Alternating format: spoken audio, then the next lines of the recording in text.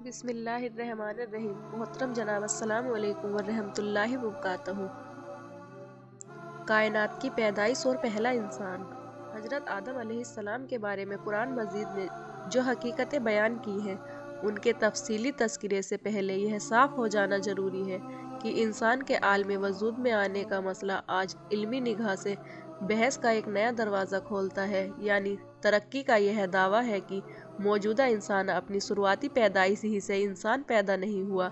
बल्कि मौजूद कायनात में उसने बहुत से दर्जे तय करके मौजूदा इंसानी शक्ल हासिल की। इसलिए कि ज़िंदगी की शुरुआत ने कंकड़, पत्थर, पेड़ पौधों की अलग अलग शक्लें अख्तियार करके हजारों लाखों वर्ष बाद एक एक दर्जा तरक्की करते करते पहले लबूना का जामा पहना और फिर ऐसी ही लंबी मुद्दत के बाद जानदारों के अलग अलग छोटे बड़े तबकों से गुजरकर मौजूदा इंसान की शक्ल अपनाई। और मजहब यह कहता है कि कायनात के पैदा करने वाले ने पहला इंसान हजरत आदम की शक्ल ही में पैदा किया और फिर उसकी तरह एक हम जिस्म मखलूक हव्वा को वजूद देकर दुनिया में इंसानी नस्ल का सिलसिला कायम किया। और यही वह इंसान है जिसको कायनात के पैदा करने वाले ने तमाम पैदा की हुई चीज़ों पर बरतरी और बुजुर्गी अता फरमाई और अल्लाह की अमानत का भारी बोझ उसके सुपुर्द फरमाया और कुल कायनात को उसके हाथ में सधा कर अल्लाह के खलीफा और नायाब होने का सर्फ उसी को बख्शा।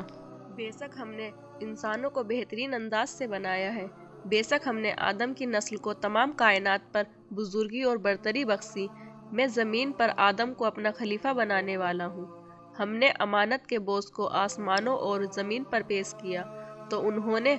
अल्लाह की अमानत के बोझ को उठाने से इनकार कर दिया और इससे डर गए और इंसान ने उस भारी बोझ को उठा लिया।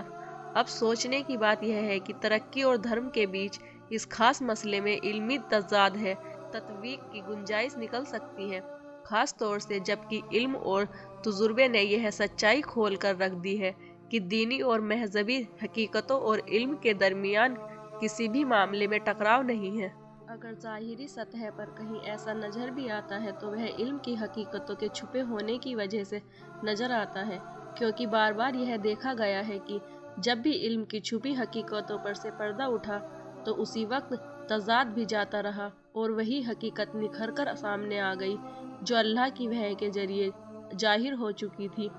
दूसरे लफ्ज़ों में कह दीजिए कि इल्म और मजहब के दरमियान अगर किसी वक्त भी तज़ाद नज़र आया तो नतीजे के तौर पर इल्म को अपनी जगह छोड़नी पड़ी और अल्लाह की वहय का फैसला अपनी जगह अटल रहा। इस बुनियाद पर इस जगह भी कुदरती तौर पर यह सवाल सामने आ जाता है कि इस खास मसले में हकीकत हाल क्या है और किस तरह है। जवाब यह है कि इस मामले में भी इल्म और मजहब के दरमियान कोई टकराव नहीं है। अलबत्ता यह मसला चूँकि बारीक और गूढ़ बातें अपने भीतर समोए हुए है,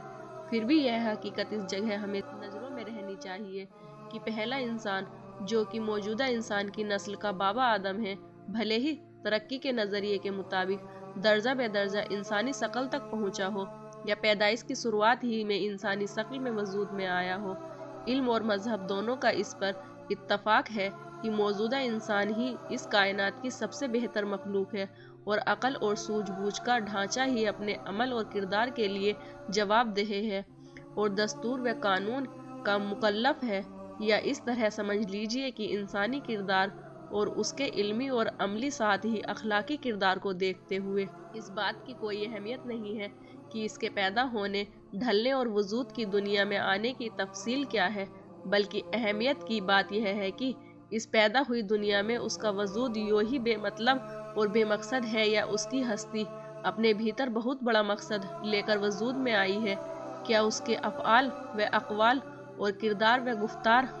के असरात बहुत अधिक हैं? क्या उसकी मादी और रूहानी कुदरतें सबकी सब बेकार और बेनतीजा हैं या कीमती फलों से लदी हुई और हिकमत से भरी हुई हैं? और क्या उसकी ज़िंदगी अपने भीतर कोई रोशन व ताबनाक हकीकत रखती है और घोर अंधेरे वाले मुस्तकबिल का पता देती है और उसका माजी व हाल अपने मुस्तकबिल को नहीं जानता?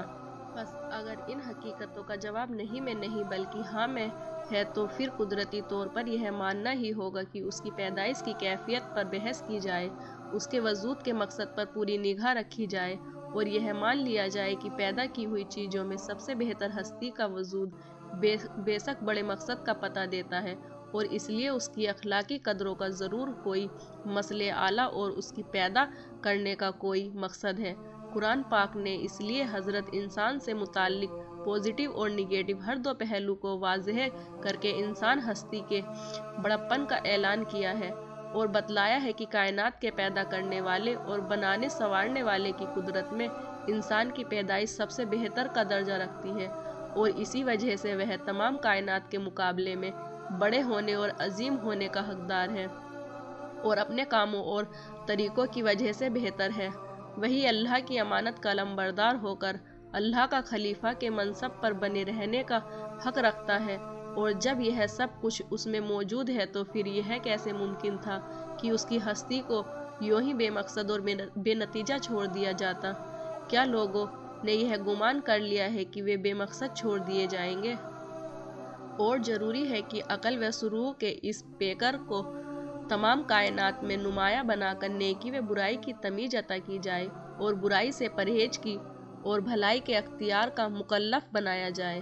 اللہ تعالیٰ نے انسان کو پیدا کیا اور پھر نیکی اور بدی کی راہ دکھائی، پھر ہم نے انسان کو دونوں راستے دکھائے۔ آج کی ویڈیو میں بس اتنا ہی۔ اگلی ویڈیو میں ہم حاضر ہوں گے حضرت آدم علیہ السلام کی پیدائش کے واقعے کو لے کر۔ تب تک کے لیے اللہ حافظ۔